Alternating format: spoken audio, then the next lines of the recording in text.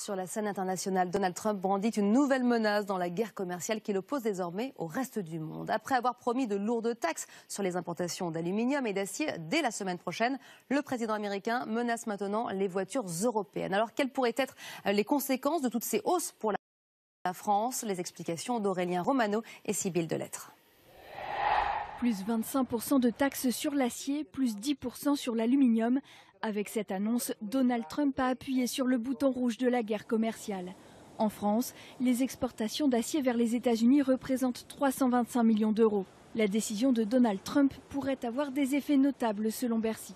Elles auraient un impact majeur sur l'économie européenne et sur des entreprises françaises comme Vallourec, Arcelor ou Usitech. Ce que l'on craint surtout, c'est l'effet boomerang, car privée du marché américain, la Chine notamment pourrait inonder l'Europe avec son acier et son aluminium. Le fait d'être en surcapacité a un impact sur le prix de l'aluminium. Plus on a des volumes importants, plus le prix baisse. Le danger, c'est qu'un prix de l'aluminium trop bas impactera directement les usines de production d'aluminium primaire françaises. Et ça aura un impact directement sur l'emploi. La filière aluminium représente 11 000 emplois en France et 22 400 pour la filière acier. La France ne serait pas la seule touchée, l'Allemagne a aussi beaucoup à perdre. Alors la réaction de l'Europe n'a pas traîné. Bruxelles promet de frapper là où ça fait mal en taxant les importations de Bourbon, de jeans Levi's ou encore de motos Harley-Davidson. Réponse immédiate de Donald Trump dans un tweet.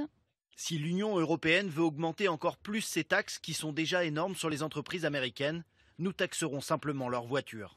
Mais cette guerre commerciale annoncée pourrait bien ne pas avoir lieu. Donald Trump parfois parle très fort et derrière il n'y a pas grand-chose. Souvenons-nous des menaces à l'encontre de la Corée du Nord. J'ai un gros bouton, je peux l'utiliser. Eh bien peut-être que c'est un signal pour son électorat de dire je respecte une campagne de promesses, je montre mes muscles. On peut penser que la guerre commerciale n'aura pas lieu.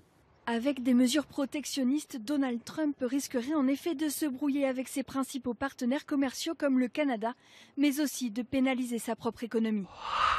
Ce qui nous amène à présent à notre question du jour. L'Europe doit-elle, selon vous, riposter en taxant davantage les produits américains? Eh bien, vous avez répondu oui massivement à 83%. Vous pouvez continuer à donner votre avis sur notre site M6 Info. Réponse définitive demain dans le 12-45.